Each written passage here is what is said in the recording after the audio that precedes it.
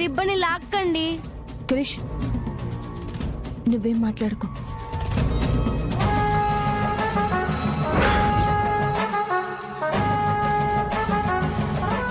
నువ్వు 4 అడుగులు తగ్గినా 40 అడుగులు తగ్గినా నేను నిన్ను నెగ్గనివ్వను. పదండ్రా వెళ్దాం. సరేకా.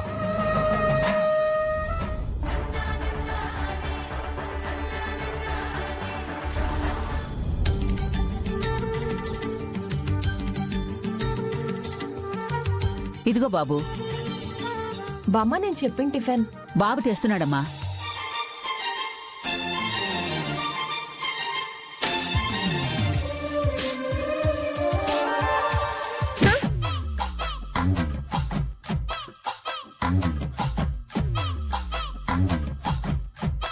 ముందు చూసుకొని రావా?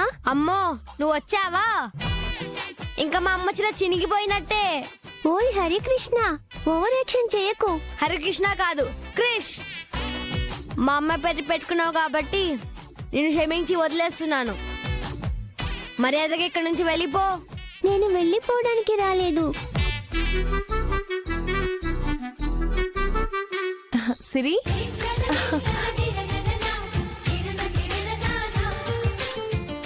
ఈ హోటల్ ఏంటా అని చూడ్డానికి వచ్చాను. Hi Angel aunty. హాయ్ సిరి. ఏంటి ఆంటీ, మీరు కొత్తగా హోటల్ పెట్టారా? అవును, ఒక్క నిమిషం ఉండు.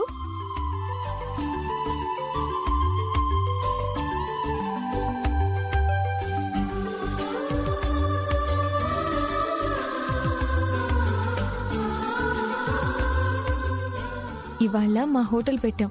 ఇదిగో ఈ స్వీట్ తీసుకో.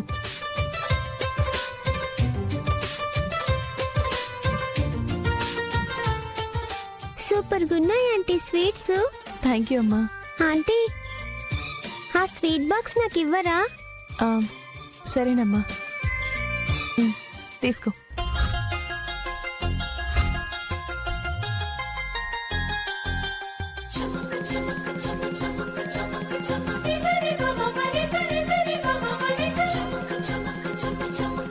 ఇదిగోండి ఆంటీ డబ్బులు. అయ్యో, డబ్బులేమీ వద్దమ్మా, పర్లేదు తీసుకెళ్ళు. లేదు ఏంజెల్ ఆంటీ, ఇవాళే కదా మీరు బిజినెస్ స్టార్ట్ చేసింది. ఇవాళ ఫ్రీగా ఎవరికీ ఇవ్వకూడదు. మీరు డబ్బులు తీసుకోవాల్సిందే.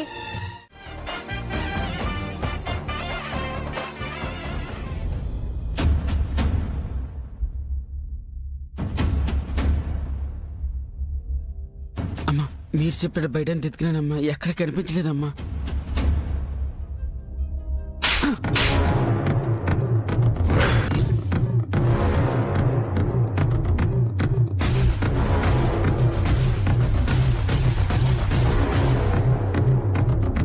అత్తయ్య, ఇప్పుడు తన్నెందుకు కొట్టారు?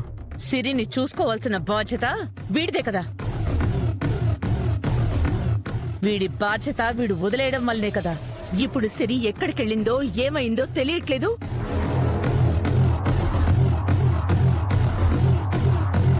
అమ్మా, సీరమ్మ బాధ్యత నాదేనమ్మా. కానీ ఇంట్లో పనులు చూసుకుని ఆడవిడిలో సీరమ్మ ఎక్కడికి వెళ్ళిందో చూసుకోలేదమ్మా.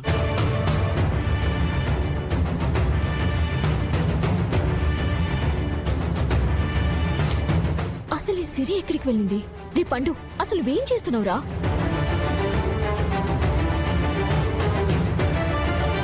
అసలు పండు కాదు కదా, నేను నువ్వే కదా. పాప నేనే చూసుకుంటానంటూ నువ్వు మాట్లాడావు. ఇదేనా నువ్వు చూసుకోవడం?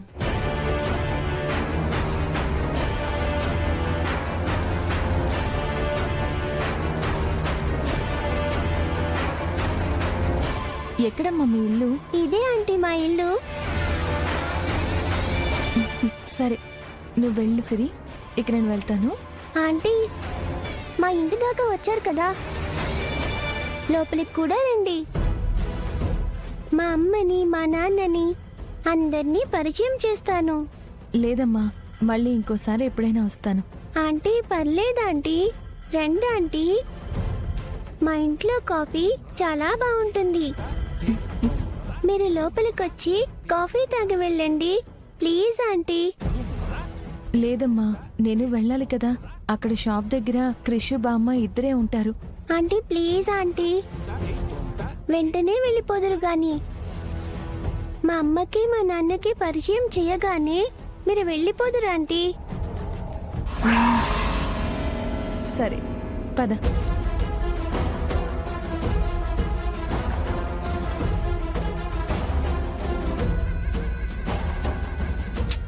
ఇవన్నీ కాదు బావా, సిరి కనిపించట్లేదని వెంటనే పోలీస్ స్టేషన్లో కంప్లైంట్ ఇద్దాం. అవును, బయట పరిస్థితులు అసలు బాగోలేవు.